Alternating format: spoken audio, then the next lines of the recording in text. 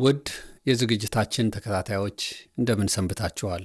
ይህ በየሳምንቱ ወደ እናንተ እየቀረበ የሚዘጋጅላችሁ የጄንቢ ሚኒስትሪ የሚዲያ አገልግሎት ነው። ከሁሉ አስቀድመን እንኳን ለ2026 ዓ.ም ለአዲሱ ዓመት በሰላም አደረሳችሁ እንላለን። የእግዚአብሔር ምሕረቱ በዝቶልን ከዓመት ዓመት መሸጋገር ይህም ከእርሱ ቸርነት የተነሳ ነውና እግዚአብሔርን ስለ ሁላችሁምና ስለ ራሳችንም እናመሰግነዋለን። በመዝሙር 102 ቁጥር 27 ላይ አንተ ግን ያው አንተ ነህ፣ ዓመቶችህም ከቶ አያልቁም እንደሚል ከማያልቁት ዓመታቶቹ በቸርነቱ የጨመረልንን አዲስ ዓመት ከምስጋና ጋር እንቀበለዋለን። ሁልጊዜ አዲስ ዓመት በመጣ ቁጥር ብናነሳው የማይሰለችን አንድ ታሪክ አለ። ይህ ታሪክ የተፈጸመው በሐዋርያት ሥራ ምዕራፍ 27 ላይ የተፈጸመ ታሪክ ሲሆን ቃሉ እንደዚህ ይላል። ሐዋርያት ሥራ ምዕራፍ 27 ቁጥር 43 እና 44 ዋና የሚያውቁትም ከመርከቡ ራሳቸውን እየወረወሩ አስቀድመው ወደ ምድር ይወጡ ዘንድ የቀሩትም እኩሌቶቹ በሳንቃዎች ላይ እኩሌቶቹም በመርከቡ ስባሪ ይወጡ ዘንድ አዘዘ። እንዲሁም ሁሉም በደህና ወደ ምድር ደረሱ ይላል። በዚህ ጥቅስ ውስጥ ዋና፣ ሳንቃ፣ የመርከብ ስባሪ የሚሉ ቃሎች ተጽፈውልናል። መቼስ አንድ አደጋ ውሃ መካከል ሆነን ቢከሰት ከመካከላችን መዋኘት የሚችሉ ሰዎች እድለኞች ናቸው። ግን ዋና ለማይችሉ መቼስ የሞት ሞት ሁሉም ነፍሱን ለማዳን የማያደርገው ነገር አይኖርምና በሕይወት ለመትረፍ የተገኙት ነገሮች ሳንቃ ወይም ጣውላ እና የመርከቡ ስብርባሪ ብቻ ነበሩ።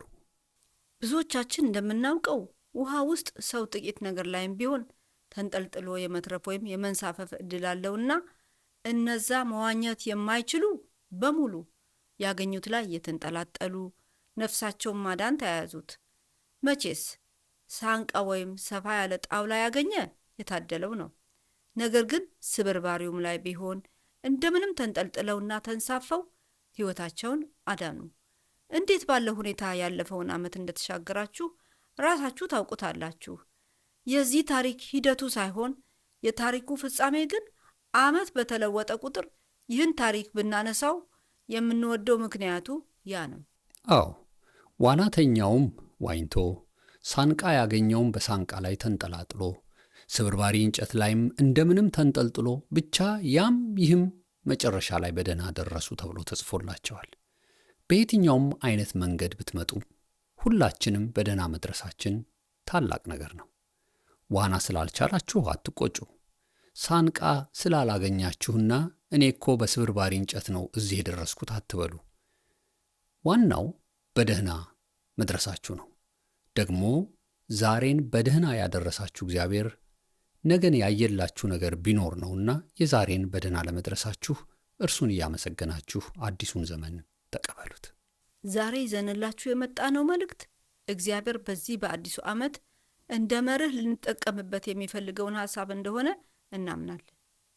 በዚህ በተለወጠ ዘመን ላይ አዲስ አስተሳሰብ እንዲኖረኝ እፈልጋለሁ የምትሉ ካላችሁ ይህ ለእናንተ ትክክለኛ ፕሮግራም ስለሆነ ጆሮአችሁንም ልባችሁንም ከፍታችሁ ስሙን። ሌሎቻችሁ ደግሞ እኔ በዚህ በአዲሱም ዓመት ምን እንደማደርግ ምን እንደማስብ እንኳ ግራ ተጋብቻለሁ የምትሉ ደግሞ እናንተማ በዋናነት ይህንን ፕሮግራም ልትሰሙ የሚገባችሁ በጣም ተፈላጊ ሰዎች ናችሁ። ለማንኛውም እኛ ይህን ሁሉ ብንል የቃሉ ባለቤት የሆነው ጌታ ካልተናገራችሁ ሰው ቢናገር ጥቅምም ስለሌለው ለሁላችንም የሚሆነውን መልእክት ጌታ እንዲሰጠን ከኔ ጋር አስቀድመን እንጸልይ።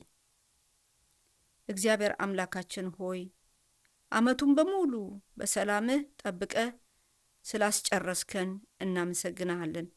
በዚህ ባለቀው ዓመት ውስጥ በብዙ ፈተና በብዙ ትግል አይቻልም በሚባል ሁኔታ እየተቻለ ብዙዎችን ስላሻገርክ እናመሰግናለን። ስለረዳህ ስላገዝክ በብዙ ውጣ ውረድ ውስጥ በቃ አለቀልኝ በሚሉበት እንደገና አቅም ጉልበት እየሰጠህ አንተ ረዳት ሆነ ስላሻገርክ መጪውንም ዓመት ሁሉ አንተ ስለምትረዳ እናመሰግናለን። በአንተ በመደገፍ ይህንን የሚቀጥለውን ዓመት እንኖራለን ብለን እናምናለን።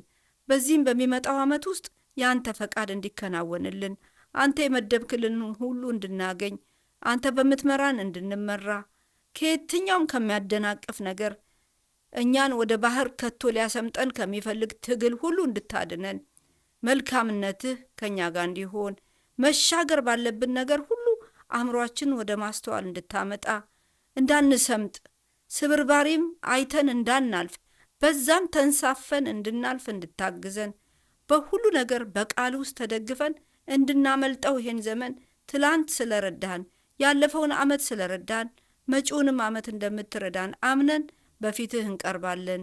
ደሞስ እንደምታግዘንም አምነን እናመሰግንሃለን በጌታ በኢየሱስ ስም።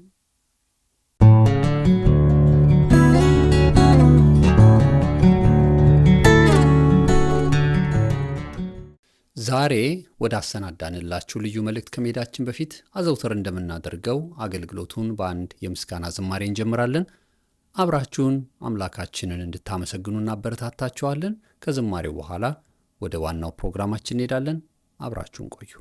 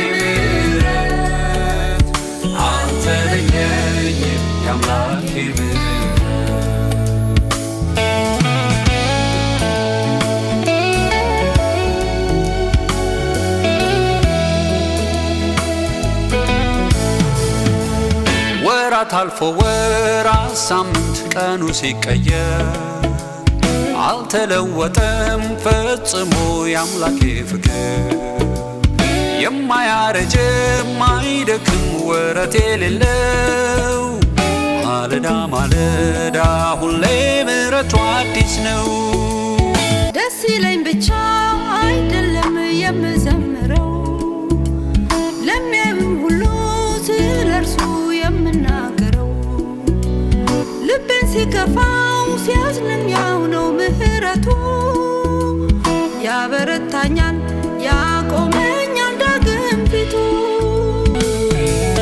ከፍታ በዝቅታ በሐዘን በደስታ በማጣት በማግኘት አንተ ለየኝ የአምላኬ ምሕረት አንተ ለየኝ የአምላኬ ምሕረት አንተ ለየኝ የአምላኬ ምሕረት አንተ ለየኝ የአምላኬ ምሕረት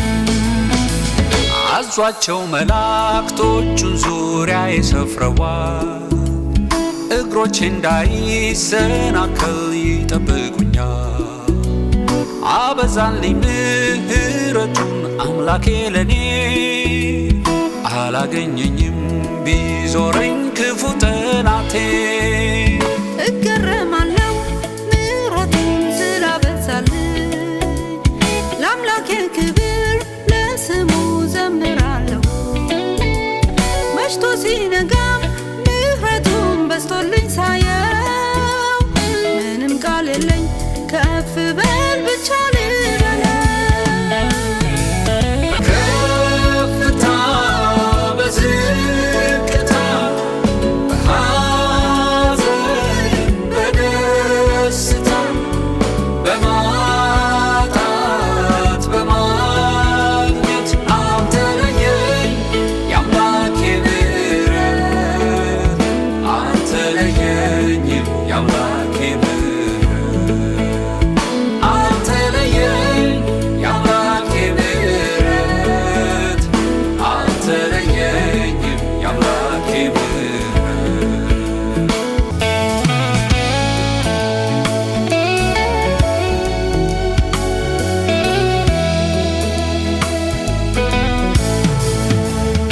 የሕይወቴ ጎዳናው ከፍ ዝቅ ቢልም የአምላክ ዓላማው በእኔ ላይ አይለወጥም። ሰላሜን ሊሰርቅ ጠላቴ ሊያደናግረኝ ፈጽሞ አይችልም አምላኬ ስለጋረደኝ። ከዚህ ከምሕረት እቅፉ የት እሄዳለሁ? በእርሱ ስደገፍ መሰማሪያን አገኛለሁ። ካደላደለኝ ተስፋን ሰጥቶኝ በመንፈሱ ለመጪውም ዘመን ታምኜ እኖራለሁ በእርሱ። በከፍታ በዝቅታ በሐዘን በደስታ በማጣት በማግኘት አልተለየኝ የአምላኬ ምሕረት አልተለየኝም የአምላኬ ምሕረት አልተለየኝ የአምላኬ ምሕረት አልተለየኝም የአምላኬ ምሕረት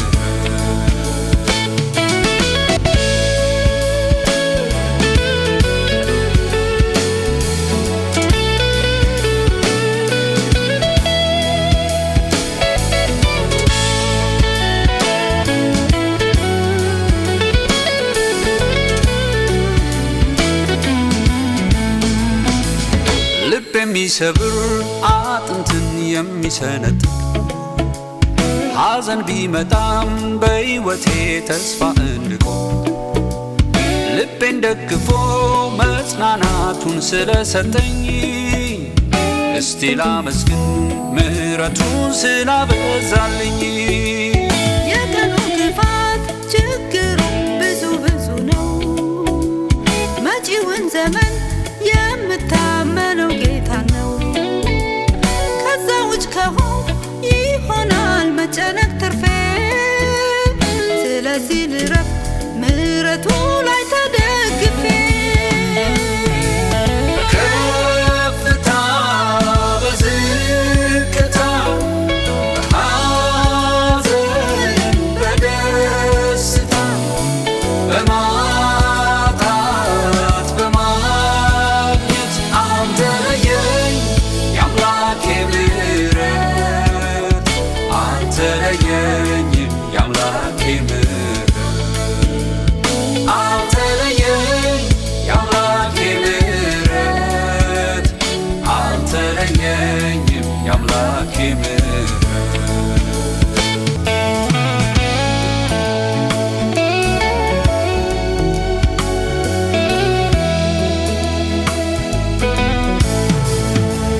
መንግሥቱንና ጽድቁን ስመርጥ አስቀድሜ ሌላው እንደሚጨመር አውቃለሁኝ እኔ።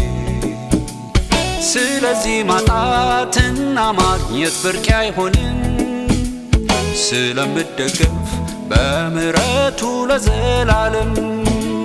ማን አፍሯል ጌታን ታምኖና ተደግፎበት? አምልጧል እንጂ ጠላቱ ከደገሰለት። በጥላው ስር ተጠልዬ ተማምኜበት እጨርሳለሁ ዘመኔን ልቤ አርፎበት። በከፍታ በዝቅታ በሐዘን በደስታ በማጣት በማግኘት አልተለየኝ የአምላኬ ምሕረት አልተለየኝም የአምላኬ ምሕረት አልተለየኝ የአምላኬ ምሕረት አልተለየኝም የአምላኬ ምሕረት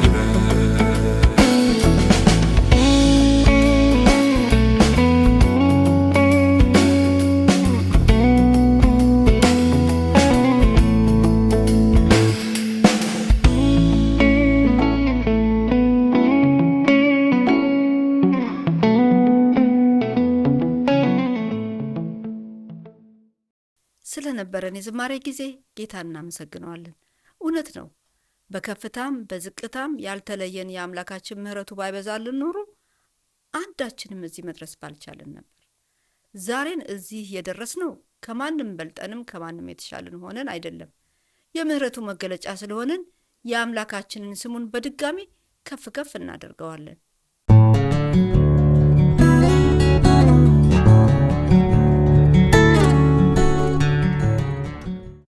አዲስ ዓመት ማለት ያለፈው ዘመን አልቆ ሲሄድ ከዚህ በፊት አይተናት የማናውቃት ልዩ ፀሐይ ትወጣለች ማለት አይደለም።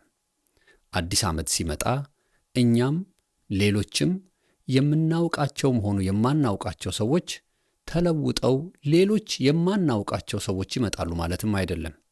አዲስ ዓመት ከነበረው ቁጥር አንዱን ቁጥር ብቻ በመለወጥ የተካሄደ የዘመን አቆጣጠር ነው። ነገር ግን ዘፍጥረት ምዕራፍ 1 ቁጥር 14 ላይ ከዚያም እግዚአብሔር ቀኑን ከሌሊት እንዲለዩ የዓመት ወቅቶች ቀናትና ዓመታት የሚጀምሩበትንም እንዲያመለክቱ ለምድር ብርሃን የሚሰጡ ልዩ ልዩ ብርሃናት በሰማይ ይሁኑ አለ እንዳለው ሆነ እንደሚለው ወቅቶችን ቀናትና ዓመታትን የሚጀምሩበትንና የሚያልቁበትን እንድንቆጥር የሰራልን ሥርዓት ስላለ የየራሳችንን ዕድሜ እንደምንቆጥር ሁሉ የተለያዩ ጉዳዮቻችንን ማለትም የተወለድንበትን ቀን፣ ያገባንበትን ቀን፣ እውነተኛ ብርሃን የበራልንን ቀንና የመሳሰሉትን ስናከብር እናሳልፋለን። እኛ ደግሞ ሕይወታችን ሲያልፍ ሌሎች ደግሞ የእኛን የሞትንበትን ቀን ያከብሩልን ይሆናል። ይሄ የማያቋርጥና ለሰው በሙሉ ትልቁ ስፍራና አክብሮት እንዲሁም ዓመታትን መቁጠር ሁሉም ሰው ቦታ የሚሰጠው ጉዳይ ነው። እውነት ነው። ሰዎች ለውጣቸውን የሚገመግሙበት፣ ከዓመት ዓመት መሸጋገራቸውን የሚያውቁበት፣ አንዳንዶች በደስታና በታላቅ ድግስ የሚያከብሩ እንዳሉ ሁሉ ሌሎች ደግሞ ያንን ዓመት በሐዘን ወይም በቁጭት የሚያሳልፉትም አይጠፉ። ያም ሆነ ይህ የአዲስ ዓመት መለወጥ ግን ለብዙ ሰው በሚያስብል ደረጃ የተለየ ስሜት ይኖረዋል ብለን እንገምታለን። በይበልጥ አዲስ ዓመት በመጣ ቁጥር ብዙ ሰዎች በተመሳሳይ ሁኔታ የሚያደርጓቸው ነገሮች አሉ። ከእነዚህ ውስጥ አንዱ የተለየ ውሳኔን መወሰን ይገኝበታል። የተለየ ውሳኔ ማለት ለምሳሌ አንዳንድ ሰዎች በዚህ አዲሱ ዓመት የውፍረቴን ክብደት ለመቀነስ ጂም ወይም ስፖርትን መስራት በዚህ ዓመት እጀምራለሁ ብለው ይወስናሉ። ሌሎች ደግሞ የተለያዩ ሱሶቻቸው ላይ ውሳኔን ይወስናሉ።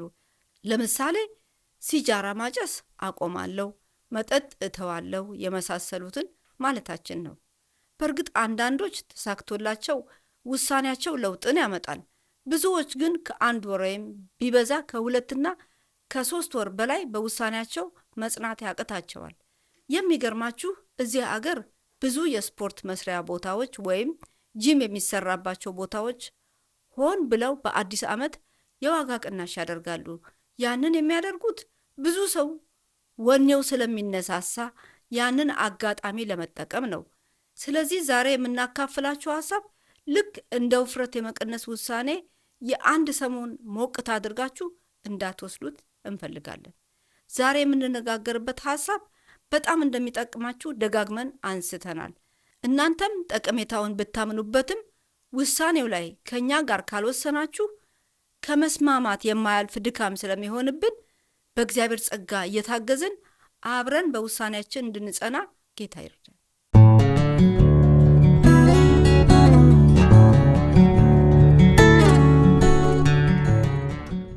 ለዛሬው መሰናዷችን የሰጠነው ርዕስ ትዕግስታችን ሲያልቅ ማጉረምረምን ያመጣል፣ ስናጉረመርም ደግሞ የተከለከሉትን እፉኝቶች እንዲለቀቁ ያደርጋቸዋል የሚል ርዕስ ሰጥተነዋል።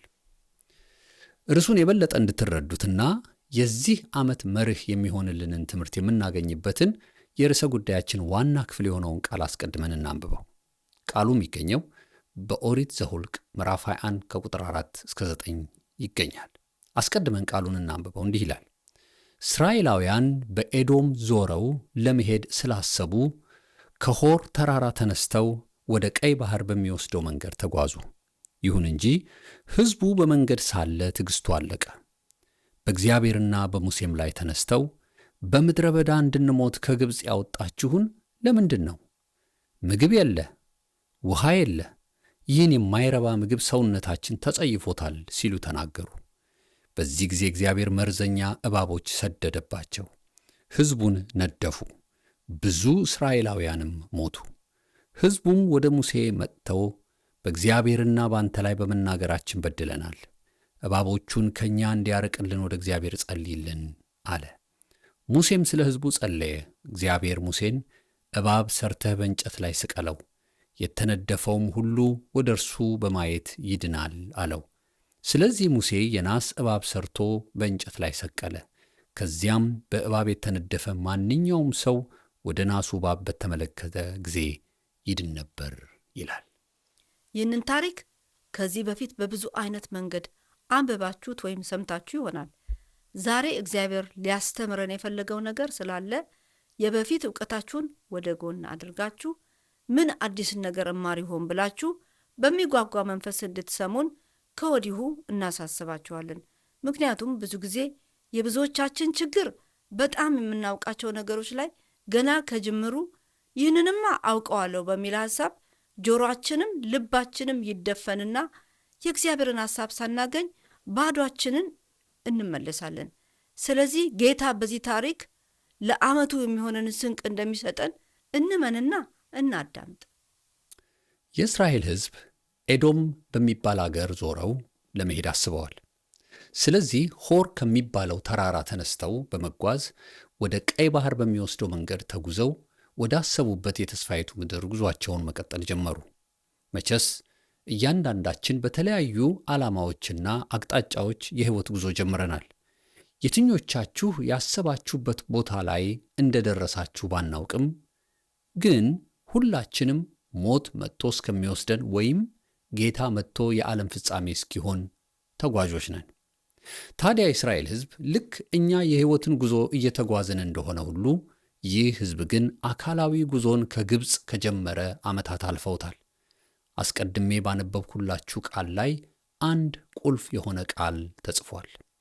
ይህ ቃል ዛሬም በዚህ ዘመን ያለን የሕይወት ተጓዦች የሆንን ሰዎች ሁሉ የሚመለከተን ቃል ነው።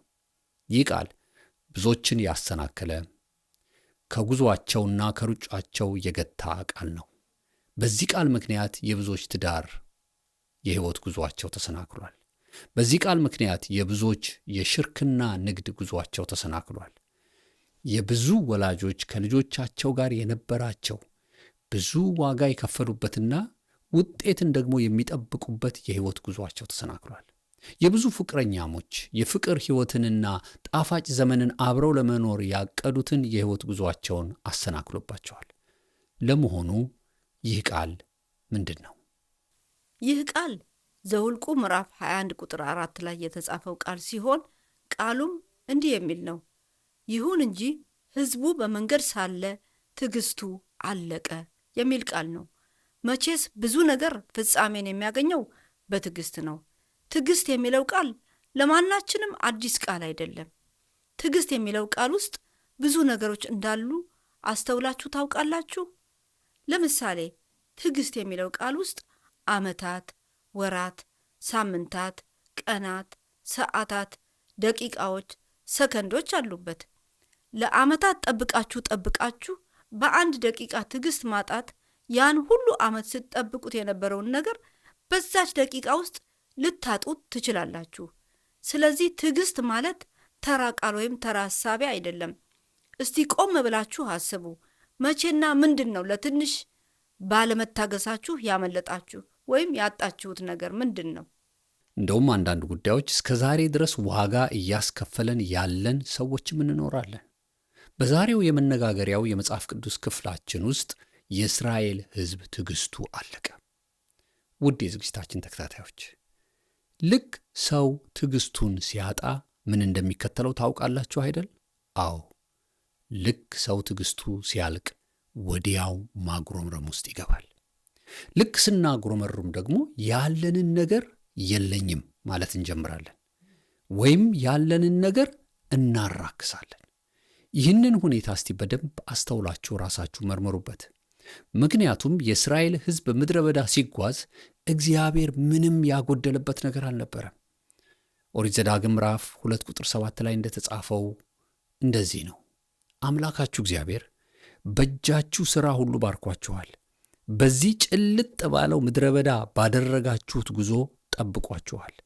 በእነዚህ 40 ዓመታት አምላካችሁ እግዚአብሔር ከእናንተ ጋር ነበረና አንዳችም ነገር አላጣችሁም ይላል። አለቱን እየሰነጠቀ ውሃን አጠጣቸው። ጫማቸው ከእግራቸው ላይ፣ ልብሳቸው ከገላቸው ላይ አላለቀም፣ አላረጀምም። የሚበሉትን ምግብ ብቻ ሳይሆን የመላእክት ምግብ አበላቸው። ከፊታቸውና ከኋላቸው የሚከተላቸውን የእሳትና የደመናው አምድ እንዲያጅባቸው ብቻ ሳይሆን በሚጓዙባቸው የአሕዛብ ኃያላን ምድር ገዢዎች ፊት የሚያስፈራ ሰራዊት አደረጋቸው። ታዲያ አንድ ሕዝብ የሚበላው፣ የሚጠጣው፣ የለበሰው፣ የተጫማው ካለውና በዙሪያው ካሉ ጠላቶቹ የሚጠበቅ ከሆነ ሙሴን የመሰለ ትሑት መሪ ካለው ምን ይጎልበታል? አዎ ትዕግስታችን ሲያልቅ ይሄ ሁሉ እንክብካቤ እንዳይታየን ዓይናችን ይታወራል። የእስራኤል ሕዝብ ትዕግስታቸው ሲያልቅና ወደ ማጉረምረም ውስጥ ሲገቡ ያሉትን ቅድም ሲነበብ አስተውላችሁታል? እንዲህ ነበር ያሉት፣ ምግብ የለ፣ ውሃ የለ። ይህን የማይረባ ምግብ ሰውነታችን ተጸይፎታል። ይህ አይነቱ ችግር የእስራኤል ሕዝብ ብቻ ችግር አይደለም። እኛም ትዕግስታችን ሲሟጠጥ ያለንን እንደሌለን ወይም ያከበርነውን የሚንቅ ንግግር ውስጥ እንገባለን። መና የሚለውን ስም ያወጡት እኮ እስራኤላውያን ነበሩ። መና ማለት ምንድን ነው ማለት ነው? ሲቀምሱት በአፋቸው እንደ ማር ወለላ ጣፈጣቸው፣ ሲጋግሩት ቆንጆ ቂጣ ወጣው። የሚሉትን ሲያጡ ይሄ ምንድን ነው ሲሉ መና ብለው አወጡለት። ታዲያ እንደዛ የተደነቁበትን ምግብ አሁን ግን ሰውነታችን ተጸየፈው አሉ። ለምን? ምክንያቱም ትዕግስታቸው ስላለቀ ነው። ትዕግስታችን ሲያልቅ ሌላው ትልቁ ችግር የምናጉረመርመው በሰዎችና በሁኔታዎች ላይ ብቻ ሳይሆን በእግዚአብሔርም ላይ እናጉረመርማለን። ያኔ ደግሞ ጥፋታችንን እያስተለቀው ይሄዳል። ታስታውሱ እንደነበር ይሄ ማንነታችን የጀመረው ገና በፍጥረት ታሪካችን ጀምሮ ነው። አዳም በኃጢአት በወደቀ ጊዜ ለጥፋቱ ምክንያት ራሱን ፈጽሞ አላካተተም። ይልቅስ ሔዋን ላይና ራሱ ተበዳዩ እግዚአብሔርንም ሳይቀር ለውድቀቱ ምክንያት እንዲሆን አስገባው። ሚስት ትሁንህ ብለህ የሰጠኝ ሴት አሳሳተችኝ ብሎ ተናገረ። በሌላ አነጋገር ማን ሚስት ትሁንህ ብለህ ስጠኝ አለህ እንደማለት ነው። አንተ ባትሰጠኝ ኖሮ ይሄ ሁሉ ችግር ውስጥ አልገባም ነበር እንደማለት ነው። ሁልጊዜ በውድቀት ውስጥ ስንሆን የወደቀ ንግግር ውስጥም እንገባለን። የተነሳንበትን ርዕሳችን አንዴ እናስታውሳችሁ። ትዕግስታችን ሲያልቅ ማጉረምረምን ያመጣል። ስናጉረመርም ደግሞ የተከለከሉትን እፉኝቶች እንዲለቀቁ ያደርጋቸዋል የሚል ርዕስ ነው። እንግዲህ የእስራኤል ሕዝብ ትዕግስቱ አለቀበት፣ ጉዞ ረዘመበት። በዚህ ጊዜ ማጉረምረም ውስጥ ገባ።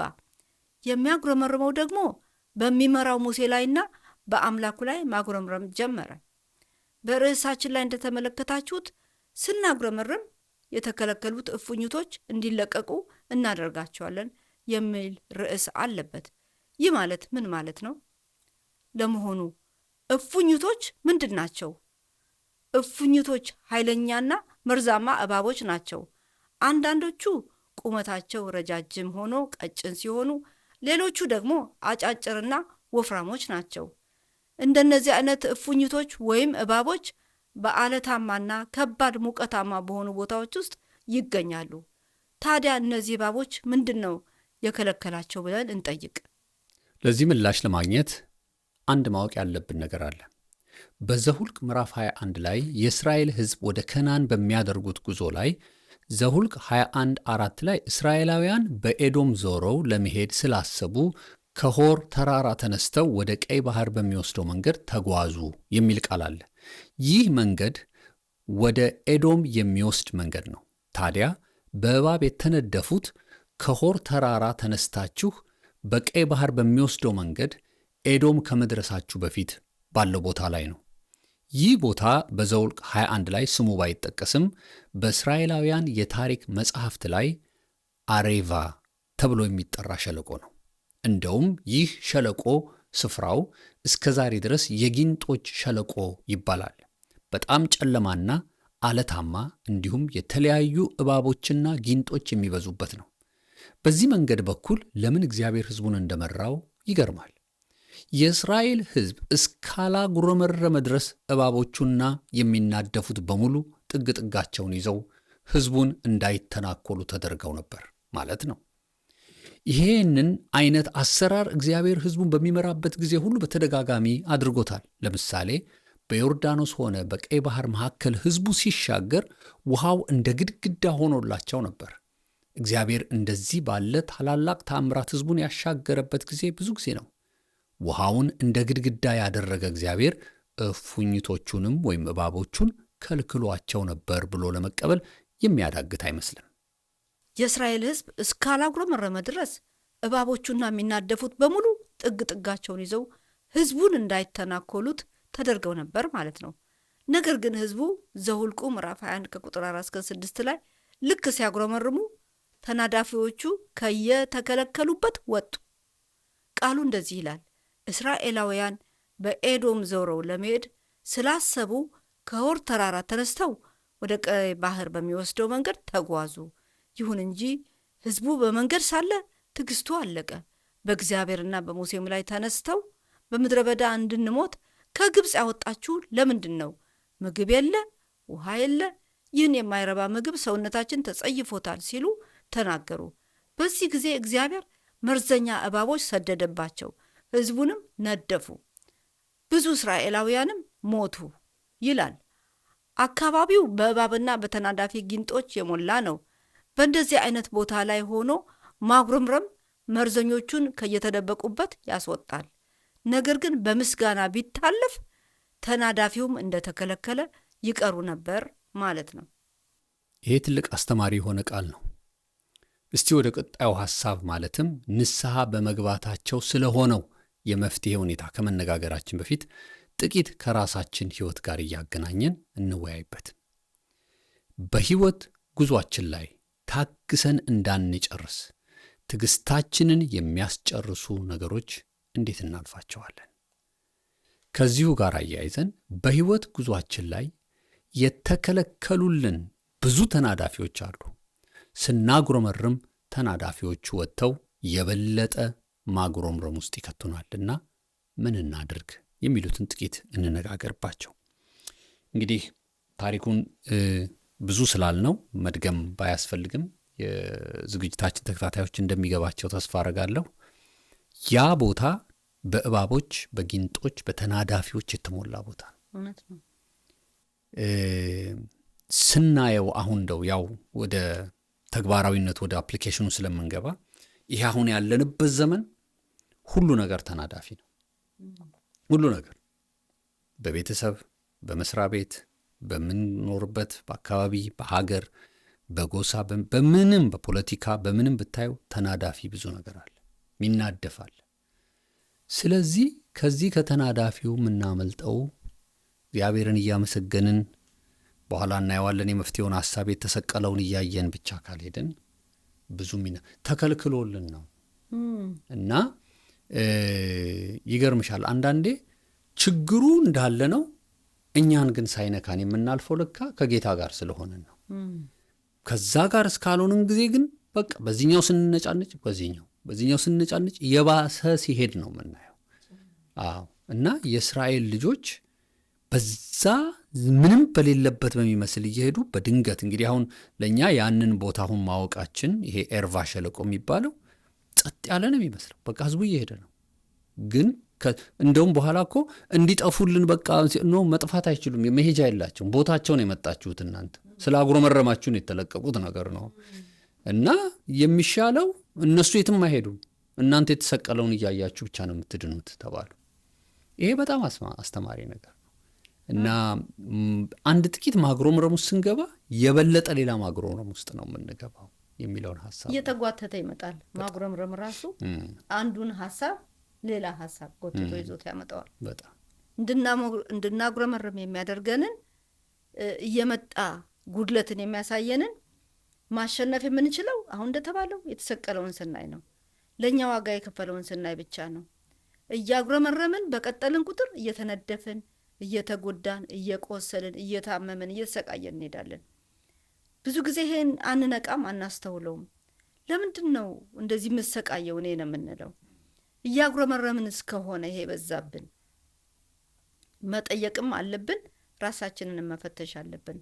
እያጉረመረምን ያለነው ነገር ካለ ማጉረምረም እንድናቆም ነው። ከነሱ እኮ እንድንማር ነው። እኛም በጣም ለምንድን ነው ለትምህርታችን የተጻፈልን ለኛም ዛሬ የምናጉረመረምበት ነገር በጣም ብዙ ነው፣ ግን ደግሞ የተደረገልን በጣም አለ። እሱን አናየውም።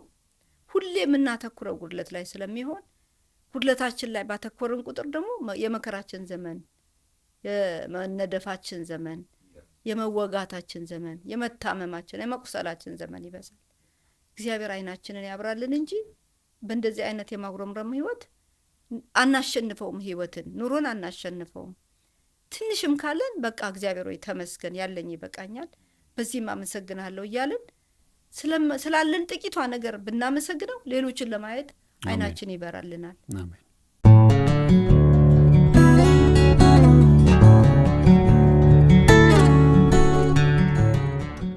ሕዝቡ በተናዳፊዎቹ ማለቅ ሲጀምር ንስሐ መግባት መጮህ ጀመረ። ዘኍልቍ 21:7 ላይ እንዲህ ይላል፣ ሕዝቡም ወደ ሙሴ መጥተው በእግዚአብሔርና በአንተ ላይ በመናገራችን በድለናል፣ እባቦቹን ከእኛ እንዲያርቅልን ወደ እግዚአብሔር ጸልይልን አለ። ሙሴም ስለ ሕዝቡ ጸለየ ይላል። እግዚአብሔር ለዚህ ጉዳይ የሰጠው መፍትሄ የሚገርም ነው። እባቦቹን አላጠፋቸው፣ ምክንያቱም እባቦቹ የሚጠፉ አይደሉም። ያ ስፍራ የእነሱ መታጎሪያ ግዛታቸው ነው። ለምሳሌ ልክ ዝሆኖች፣ አንበሶች፣ የሜዳ አህዮች በአንድ ቦታ ላይ ተሰባስበው እንደሚኖሩ ይሄም አሪቫ የተባለው ሸለቆ የእባቦችና የእፉኝቶች የጊንጦች መኖሪያና መሰብሰቢያቸው ነው። እግዚአብሔር እባቦቹን አላጠፋቸውም። ነገር ግን አንድ ነገር አደረገ። ዘኍልቍ 21:8 እና 9 ላይ እግዚአብሔር ሙሴን እባብ ሰርተህ በእንጨት ላይ ስቀለው፣ የተነደፈውም ሁሉ ወደ እርሱ በማየት ይድናልና አለው። ስለዚህ ሙሴ የናስ እባብ ሰርቶ በእንጨት ላይ ሰቀለ። ከዚያም በእባቡ የተነደፈ ማንኛውም ሰው ወደ ናስ እባቡ በተመለከተ ጊዜ ይድን ነበር ይላል። የተሰቀለውን የናሱን እባብ ያየ በሙሉ ምንም ያ ሁሉ ተናዳፊ እባብ ባለበት ሸለቆ ቢራመድም ማየቱ ብቻ ከመነደፍ ሳይሆን የሚያስመልጠው በተነደፈበት እባብ ከመሞት የሚያስመልጠው ነበር። ስለዚህ ልክ ዝንብ እንደሚያርፍበት ሰው ያ ተናዳፊና ተናካሽ እባብ የተሰቀለውን የናሱን እባብ ያየን በሙሉ ላይ የሞት አደጋ የማምጣት አቅም አይኖረውም። ይህ በጣም አስደናቂ ነገር ነው። ይሄ እኮ ዛሬም በእኛ ህይወት ተመሳሳዩ እንደሚሆን መገመት አያቅትም። ስናጉረመርም ከየአቅጣጫው ተናዳፊዎች እየመጡ ነደፉን። ማጉረምረማችንን ትተን በንስሐ ወደ አምላካችን ስንጮ ደግሞ በተከታታይ ያለ ከልካይ የሚመጡ ተናዳፊዎች አሁንም ከሩቅ እናያቸው ይሆናል ወይም ድምፃቸውን እንሰማ ይሆናል እንጂ በእኛ ላይ አንዳች ማድረግ አይችሉም። ፈጽመው አልጠፉም፣ ግን በእኛ ላይ ኃይል አጥተዋል። ምክንያቱም እኛ አሁን በአምላካችን ህልውና ውስጥ፣ በምስጋና ውስጥ፣ ቃሉን በመኖር ውስጥ፣ በጸሎት ውስጥ ነን። ሊናደፉ ቢሞክርም የተሰቀለውን እያየን መርዛቸው በእኛ ላይ ኃይል እንዳይኖረው እና እንዳይገድለን አድርጎናል። ከዚህ በፊት በማጉረምረማችን ምክንያት ከቆሰልነውም ቁስል የተሰቀለውን በማየት ብቻ ድነናል። ይህ በጣም አስገራሚ እውነት ነው። ቃሉ ለትምህርታችን የተጻፈልን ለዚህም ነው።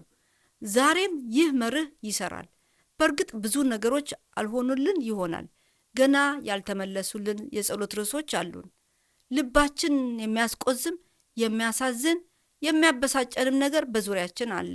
ግን የእስራኤል ሕዝብ ምግብ የለም እንዳለው እኛም ይሄ የለም ያ የለም አንልም። የተደረገልንን ነገር ሁሉ እየቆጠርን እናመሰግናለን እንጂ አናጉረመረምም። ይህ እውነት የዚህ ዓመትና ከዚህ በኋላ የሕይወት ዘመናችን መርህ ሊሆን ይገባዋል። ወደዚህ ማንነት ስንመጣ እግዚአብሔርን አንተ ሁሉን ቻይ ነህ፣ አንተ ሁሉን አዋቂ ነህ እያልነው ነው።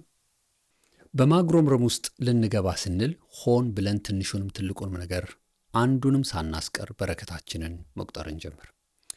በቅርቡ አንድ የሰማሁትን ታሪክ ብናካፍላቸው ደስ ይለኛል። አንድ በብዙ አይነት ችግር ውስጥ ያለፈ ያንን ሁሉ ችግር አልፎ ለትልቅ ክብር፣ ሀብት፣ ባለጠግነት የደረሰ ሰው በመስኮቱ ምሳውን ከበላ በኋላ እየተዝናና ዛሬ ሀብታም ሆኗል፣ ብዙ ነገር ተሳክቶለታል። በመስኮት ቡናውን እየጠጣ በመስኮት ሲመለከት አንድ ሰው በመንገዱ ዳር ከቁሻሻ ውስጥ እያነሳ ሲመገብ አየ እና ይሄ ሰው እግዚአብሔር ኬት እንዳነሳው አስታወሰ። እንደዚህ ሰው እኮ አንድ ሰሞን ነበርኩ፣ የወደቀ እያነሳው መበላ ነበርኩ፣ አመሰግናለሁ ያለ እግዚአብሔር ማመስገን ጀመረ። ያ ግን ከቁሻሻ እያነሳ የሚበላው ሰው ድንገት ዞር ሲል ራቁቱን የሆነ በሽተኛ አእምሮ ያመመው ሰው ሲመጣ አየ። ትዝ ሲለው ይሄ ሰው በተለያዩ ሱሶች ምክንያት እንደዚህ ሰው አእምሮ በሽተኛ ሆኖ ነበር እና አየና ከሚበላውን አቁሞ እኔም እኮ እንደዚህ ሰውዬ ራቁቴን ነበር የሚሄደው፣ ከዚህ አይነት ህይወቱ ስላወጣኝ አመሰግናለሁ ብሎ ማመስገንና መብላት ጀመረ።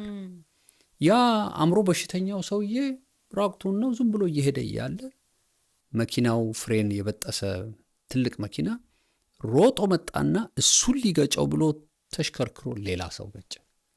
ያ አእምሮ የሌለው ሰው መኪናው እንዴት እንደሳተው ገርሞት መትረፉን እግዚአብሔርን አመሰገነ። ያ የተገጨው ሰው አምቡላንስ መጣና ጭነውት ወደ ሆስፒታል ይዘውት ሄዱ።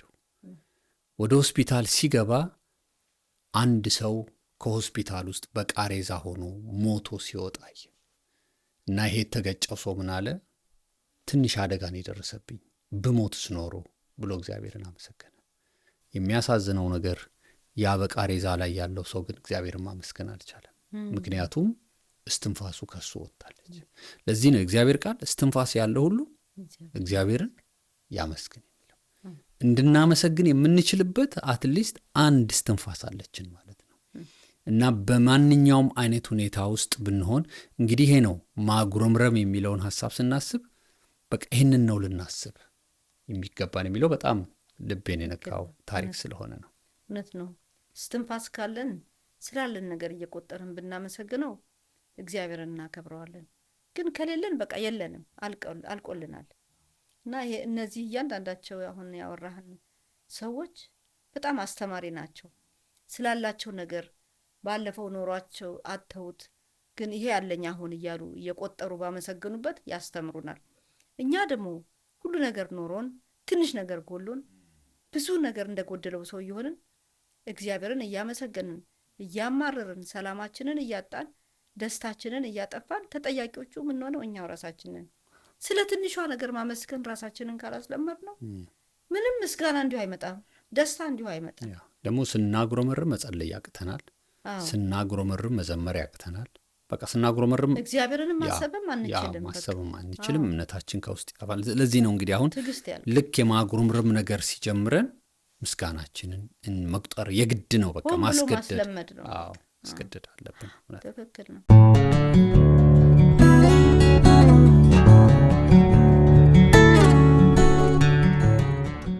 ከዚህ ሐሳብ ውስጥ ሳንወጣ አንድ ዝማሬን እንዘምርላችሁ።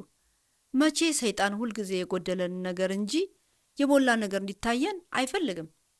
ይሄ ዘዴውና ስልቱን ደግሞ ከኤደን ገነት ጀምሮ እየተጠቀመበት ያለ ስልቱ ነው። በገነት ካለው ዛፍ ሁሉ እንድትበሉ ተፈቅዶላችኋል ብሎ ሰይጣን ጠየቀ ማለት አንድ የተከለከለው ነገር እንዳለ እየጠቆመን ነው ማለት ነው። ዛሬም እንደዚሁ አይነት ተመሳሳይ ጥያቄ ወደ ልባችን ካመጣ አዎ ሁሉ ተፈቅዶልኛል፣ ግን ያንና ይህንን ተከልክያለሁ ሳይሆን ማለት ያለብን በአዲስ ኪዳን እንደተጻፈልን አንደኛ ቆሮንቶስ ምዕራፍ 10 ቁጥር 23 ላይ ያለውን ቃል እንመዘዋለን። ሁሉ ተፈቅዶልኛል፣ ሁሉ ግን የሚጠቅም አይደለም። ሁሉ ተፈቅዶልኛል፣ ነገር ግን ሁሉ የሚያንጽ አይደለም እንላለን።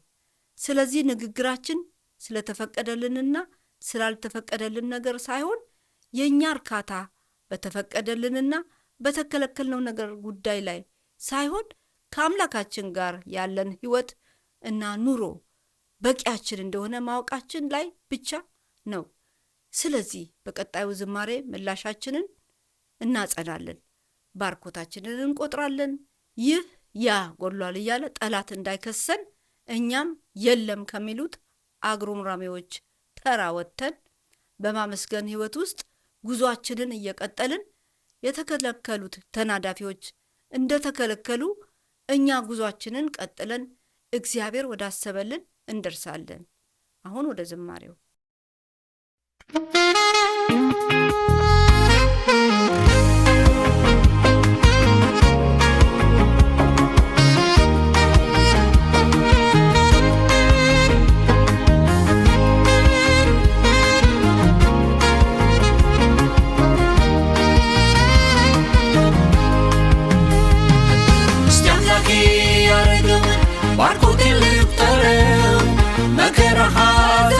ገፉት ወዴት እንዳረገው።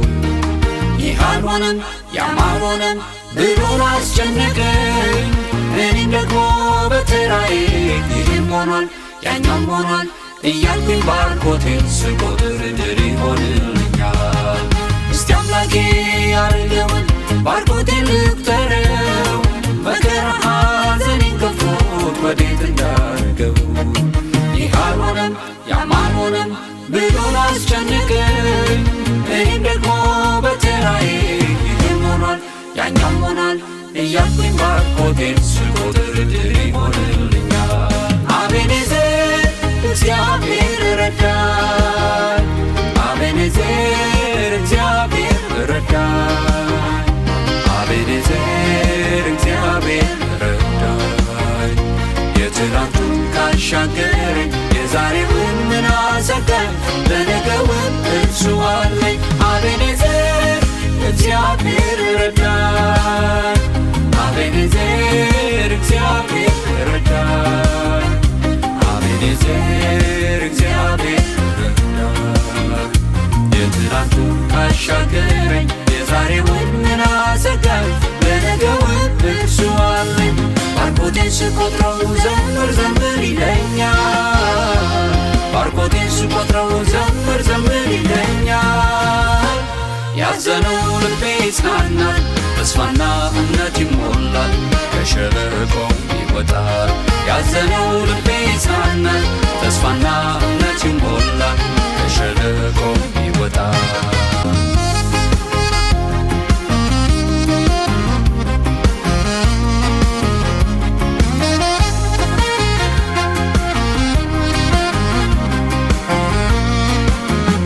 ለጻድቁ ለኃጥኡ ለሀብታሙ ለድሆቹ ወይ ለረጅም ወይ ላጭሩ ለጥቁር ሆነ ለነጩ ሳያቋርጥ በምድር ላይ ከቻለ ፀሐይ ማውጣት ድንገት የጸሎት የመልሱ ጊዜዋን ቢያስረዝማት ምነው ነፍሴን አበሳጫት?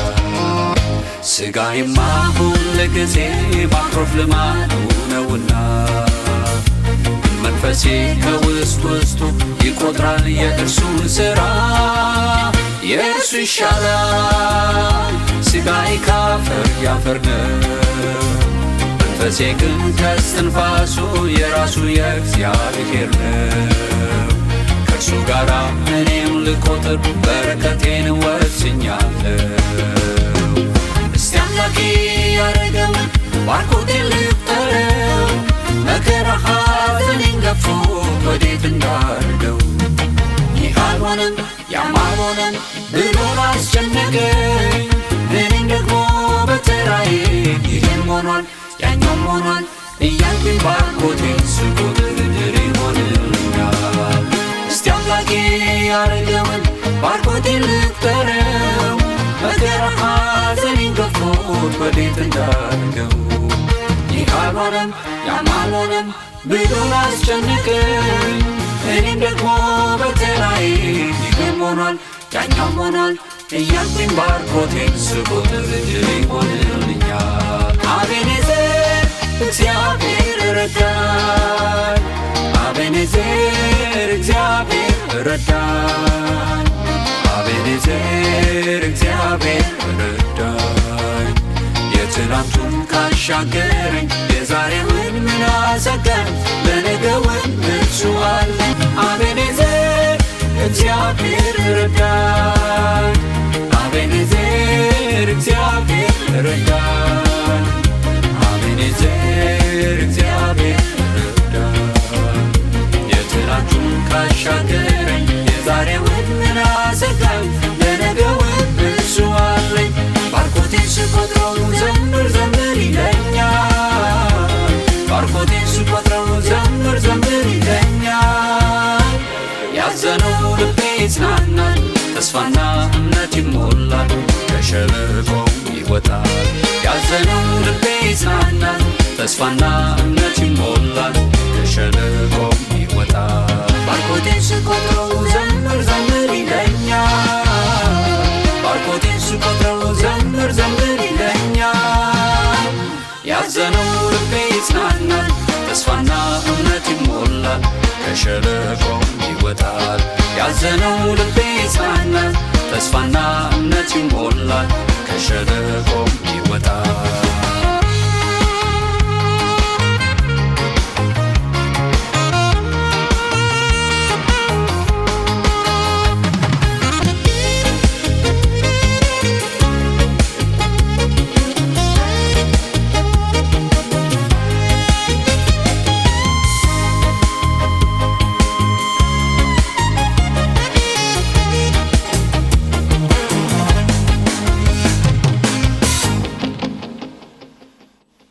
ስለነበረን የዝማሬ ጊዜ ጌታን እናመሰግነዋለን። እውነት ነው፣ ባርኮታችንን ስንቆጥር ማጉረምረማችን ይጠፋል። ነገር ግን ካጉረመረምን የተከለከሉ እፉኝቶች ከየተከለከሉበት ወጥተው ይነድፉናል። ስለዚህ ከማጉረምረም ወደ ሌላ መነደፍ ውስጥ ገብተን የበለጠ ከምንሰቃይ እያመሰገንን የጀመርነውን ጉዞ እንድንጨርስ ጌታ በጸጋው ያግዘን።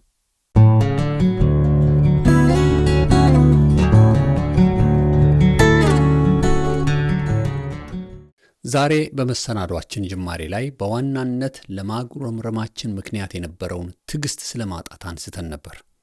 እስቲ ስለ ትዕግስት ጥቂት ሐሳቦችን ጨምረንላችሁ የፕሮግራማችን ፍጻሜ እናደርገዋለን።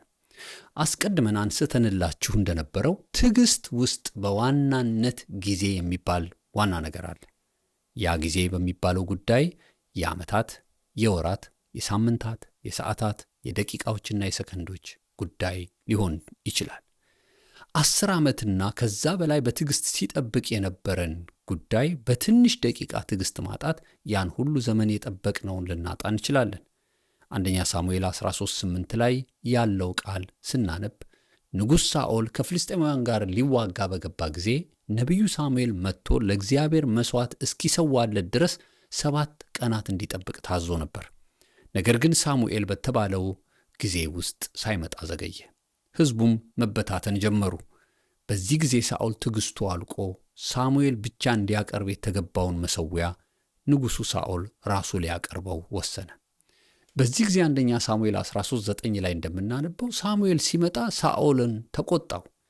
እኔን ለምን አልጠበከኝም ሳይሆን ያለው አንደኛ ሳሙኤል 13:13 እስከ 14 ላይ ስናነብ የእግዚአብሔርን ትእዛዝ ስላልጠበቅህ መንግሥትህ አይጸናም፣ እግዚአብሔር ደግሞ እንደ ልቡ የሆነውን ሰው አግኝቶ ለሕዝቡ አለቃ እንዲሆን መርጧል ብሎ የሳኦልን መንግሥት ከእጁ ላይ መወሰዱን ነገረው። እንዲህ እያልን በቃሉ ላይ የተጻፉትን የብዙ ሰዎችን ታሪክ ማንሳት እንችላለን። ሙሴ ራሱ ወደ ተስፋይቱ ምድር ሳይገባ የቀረው ሕዝቡ ትዕግስቱን ስላስጨረሰው እንደሆነ ራሱ ሙሴ ጽፎልናል። ታዲያ እኛ በአዲስ ኪዳን የምንኖር አማኞች ስለዚህ ጉዳይ ቃሉ የሚያስተምረን ምንድን ነው የሚለውን ሐሳብ ተነጋግረን እናብቃ። ትዕግስት ለአንድ አማኝ እንደ ዋናው ባህሪውና ፍሬ መታየት ያለበት ጉዳይ መሆኑን ቃሉ ይናገራል። ይህም በመከራ ጊዜ ከመውደቅ ይልቅ በእምነት ጸንቶ መቆም እንደሚጠበቅብን በግልጽ ያስቀምጣል። የያዕቆብ መልእክት ላይ ተጽፎ እንደምናነበው ፈተና ሲገጥመን መደሰት እንዳለብን ያስተምረንና እንደውም የእምነት መፈተን ሲገጥመን ያ ፈተናችን ትዕግስትን እንዲያመጣልን ይናገራል። ያ ብቻ አይደለም። በዚህ ጉዳይ ላይ ያዕቆብ ከማናቸውም ሐዋርያት በላይ የጻፈ ሲሆን በይበልጥ ያዕቆብ ምዕራፍ 5:7-9 ላይ እንዲህ ብሏል። እንግዲህ ወንድሞች ሆይ ጌታ እስኪመጣ ድረስ ታገሱ። ገበሬ መሬቱ መልካም ፍሬ እስከሚሰጥ ድረስ እንዴት እንደሚታገስ የፊተኛውንና የኋለኛውን ዝናብ እንዴት እንደሚጠባበቅ አስተውሉ። እናንተም እንዲሁ ታገሱ፣ ልባችሁንም አጽኑ፣ ምክንያቱም የጌታ መምጫ ተቃርቧል። ወንድሞች ሆይ እርስ በርሳችሁ አታጉረምርሙ፣ አለዚያ ይፈረድባችኋል። እነሆ ፈራጁ በበር ላይ ቆሟል ይላል። የሮሜ መልእክት ላይም ተመሳሳይ ሐሳብን እናገኛለን።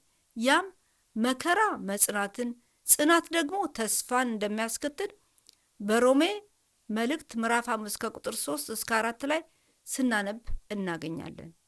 መቼስ ትዕግስትን በሚመለከት ፍጹም ምሳሌያችን የሚሆነን ከኢየሱስ በላይ መቼም አናገኝም። በዚህ ጉዳይ አዲስ ኪዳን ብዙ ማረጋገጫ ሰጥቶናል። አንደኛ ጴጥሮስ ምዕራፍ 2 ከቁጥር 21 እስከ 24 እንደዚህ ይላል፣ የተጠራችሁትም ለዚሁ ነው። ምክንያቱም ክርስቶስ ስለ እናንተ መከራን የተቀበለው የእርሱን ፈለግ እንድትከተሉ ምሳሌን ሊተውላችሁ ነው። እርሱ ኃጢአት አላደረገም፣ በአፉም ተንኮል አልተገኘበትም። ሲሰድቡት መልሶ አልተሳደበም፣ መከራ ሲደርስበት አልዛተም። ነገር ግን በጽድቅ ለሚፈርደው ራሱን አሳልፎ ሰጠ። ለኃጢአት ሞተን ለጽድቅ እንድንኖር እርሱ ራሱ በሥጋው ኃጢአታችንን በእንጨት መስቀል ላይ ተሸከመ። በእርሱ ቁስል እናንተ ተፈውሳችኋል ይላል። ኢየሱስ ትዕግስትን ልክ በአካል እንደምናየው፣ እንደምንዳስሰው፣ እንደምንጨብጠው አድርጎ ነው በተግባር ያሳየን። ስለ ትዕግስት መነጋገር ጀምረን መቼስ ዕብራውያን 12 ከቁጥር 1 እስከ 2 ያለውን ቃል ሳናነሳው ማለፍ ፈጽሞ አይቻልም። ቃሉ እንደዚህ ይላል። ዕብራውያን 12 ከቁጥር 1 እስከ 2 እንግዲህ እነዚህን የሚያህሉ ምስክሮች እንደ ደመና በዙሪያችን ካሉልን፣ እኛ ደግሞ ሸክምን ሁሉ ቶሎም የሚከበንን ኃጢአት አስወግደን የእምነታችንንም ራስና ፈጻሚውን ኢየሱስን ተመልክተን በፊታችን ያለውን ሩጫ በትዕግስት እንሩጥ። እርሱ ነውርን ንቆ በፊቱም ስላለው ደስታ በመስቀል ታግሶ በእግዚአብሔር ዙፋን ቀኝ ተቀምጧል ይላል።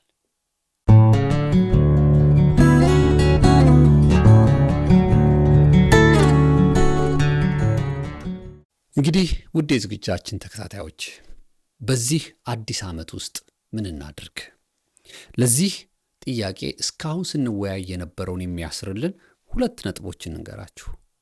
አንደኛ፣ በዚህ ዓመትና ከዚህ በኋላ ባለው በሕይወት ዘመናችን ከማጉረምረም ሕይወት ውስጥ እንውጣ።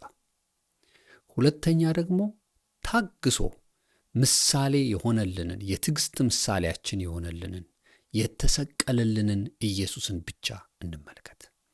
ያኔ ከማጉረምረም ሕይወት ውስጥ መውጣት እንችላለን። ካጉረመረምን ግን የተከለከሉት ጥግ ጥጋቸውን የያዙ ፍኝቶች፣ ተናዳፊዎች ይነድፉናል። ማጉረምረም ይጠራቸዋልና ስናመሰግን የተሰቀለውን ታግሶ ሩጫውን የጨረሰውን ኢየሱስን ልክ የናሱን እባብ እንዳዩት እና እንደዳኑት እኛም እንድናለን።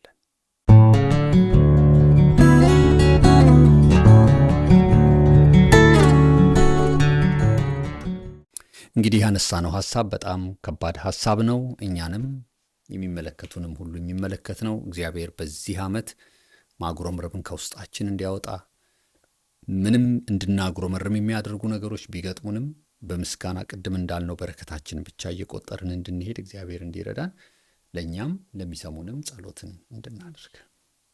እግዚአብሔር አምላካችን ሆይ ስለ ሰማነው የሕይወት ቃል እናመሰግናለን። ብዙ በማጉረምረማችን የተጎዳንባቸው የተከለከሉ እባቦች እየመጡ የነደፉን የቆሰልንባቸው ዘመን ብዙ ናቸው። አሁን ግን መጪውን ዓመት በማመስገን በምስጋና ሕይወት ውስጥ ሆነን ዘመናችንን እንድናሳልፍ የተከለከሉ ነዳፊዎች እየሰሙ እየተሯሯጡ እንዳይመጡብን የምስጋና መንፈስ እንድታፈስልን በነገር ሁሉ እንድናመሰግን ቃል ስለሚናገር አመስጋኝነትን ስጠን። ስላለን ስለ ጥቂቱ ነገር መቁጠርን አስተምረን። እንዳንቆጥር ሁሌ ጉድለትን እንድንቆጥር ከሚያስገድደን ከተገለጠና ከተሰወረ ተጽዕኖ በላይ አሸንፈን የተደረገልንን የምንቆጥርበት እይታና ግንዛቤን ጨምርልን። አጉረምራሚነትን ከሕዝብ ላይ አንሳ። ሁላችን በምስጋና ልብና መንፈስ ሞላን። አንደበታችንን ደግሞ ማመስገን እንድናስተምረው አግዘን። በራሳችን ሳይሆን በአንተ ጸጋ ወደዚህ ዕውቀት ውስጥ አስገባን። ይህን መጪ ዓመት ባርክልን። በምስጋናና በትዕግስት እንድናሳልፈው እርዳን። ብዙ ፈተና ሊኖር ይችላል፣ ግን በትዕግስትና በማመስገን እንድንሞላ በጸጋ እንድናልፈውም እርዳን። በጌታ በክርስቶስ ኢየሱስ ስም አሜን።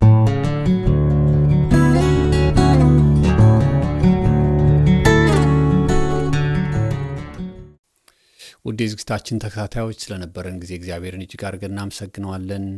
በብዙ እንደተጠቀማችሁ እግዚአብሔር እንዳስተማራችሁ ተስፋ እናደርጋለን። መጪው ዘመን የተባረከ ዘመን ለሁላችንም ይሁን። በሚቀጥለው ሳምንት በሌላ ዝግጅት እስክንገናኝ የእግዚአብሔር ምሕረት ከሁላችንም ጋር ይሁን። በደህና ቆዩ።